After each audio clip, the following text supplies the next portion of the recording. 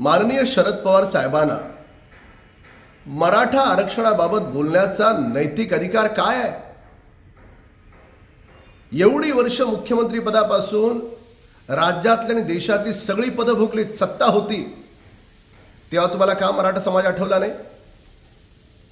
2014ला जेव्हा विधानसभेच्या निवडणुकीमध्ये दारुण पराभव होतो हे जेव्हा दिसलं, तेव्हा घाई गडबडीत न टिकणारं आरक्षण देणारे तुम्ही, आणि आता आरक्षणाबाबत बोलताय. अहो, या देशातलं मराठा समाजाला टिकणारं आरक्षण दिलं आदरणीय देवेंद्र फडणवीस साहेबांनी, जे तुम्हाला न्यायपालिकेत टिकवता आलं नाही. आणि आता जे या सरकारनं दिलंय त्या आरक्षणाबाबत तुम्ही बोलणार?